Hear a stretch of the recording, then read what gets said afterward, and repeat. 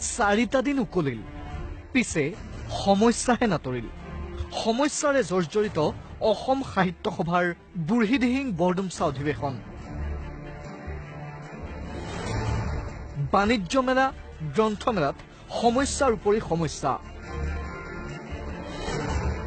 তৃতীয় দিনা বৰষুণৰ পিছত বদৌচা সমন্বয় ক্ষেত্ৰত অথন্তৰ। এজাক বৰষুণতে নষ্ট হ'ল গ্ৰন্থমেলাৰ বহু কিতাপ পত্ৰ। ক্ষতি হ'ল বাণিজ্য মেলাৰো। বৰষুণৰ পিছত হাহাকাৰ লাগিছে বাণিজ্য মেলাত। আয়োজকে দিব পৰা নাই পৰ্যাপ্ত সুবিধা। বিদ্যুতৰ ব্যৱস্থা নাই, নাই বহিবৰ বাবে এযোৰা বেঞ্চ ডেস্কো। মোবাইল টৰ্চ জ্বলাই অংশগ্ৰহণকাৰী থাকিবলগীয়া হৈছে শিবিৰত।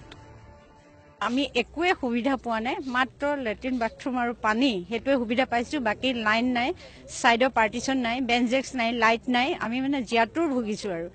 আমি মোবাইলৰ টৰ্চ দি আমি ৰাতি ভাত খাই বনাই তেনেকৈ মম জ্বলাই আমি শুই থাকিলোঁ।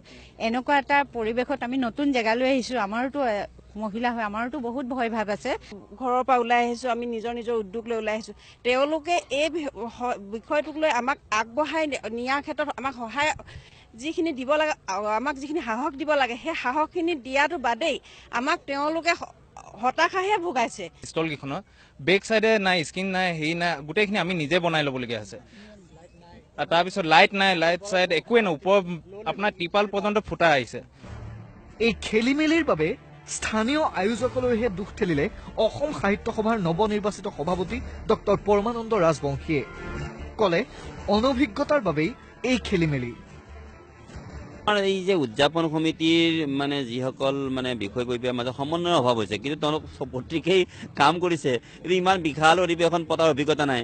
তেওঁলোকক মই বাৰে বাৰে মাতি আনি কৈছোঁ যে এনেকৈ নহয়, এনেকৈ কৰা, যাৰ ফলত নেকি আৰম্ভণি সেই খেলি মেলি হৈ গ'ল। ইফালে চতুৰ্থ দিনাও বদৌচা সমন্বয় ক্ষেত্ৰৰ মূল মঞ্চত অনুষ্ঠিত হ'ল বহুকেইটা কাৰ্যসূচী।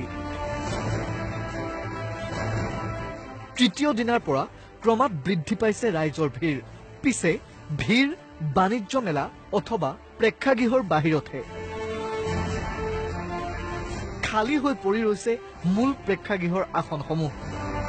ইফালে এই অধিৱেশনৰ পৰাই অসম সাহিত্য সভাই এক নতুন মাত্ৰা লাভ কৰাৰ আশা ডক্টৰ পৰমানন্দ ৰাজবংশীৰ।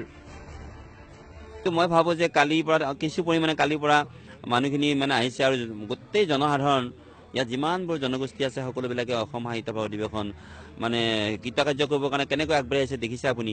মই আশা ৰাখিছোঁ যে খেলি মেলি আৰম্ভণিতে হ'লেও এতিয়া যথেষ্ট পৰিমাণে আমাৰ সকলোৱে বুজি পাইছে, আৰু আজি অন্ততঃ সকলোৱে সুন্দৰভাৱে অনুষ্ঠানটি অন্যান্য কাৰ্যসূচী চলাই নিব। পিছে এই ব্যাপক খেলি মেলিয়েই জানো অসম সাহিত্য সভাৰ অধিৱেশনক এক অনন্য মাত্ৰা প্ৰদান কৰা নাই, নে আৰু কিবা হ'বলৈ বাকী আছে?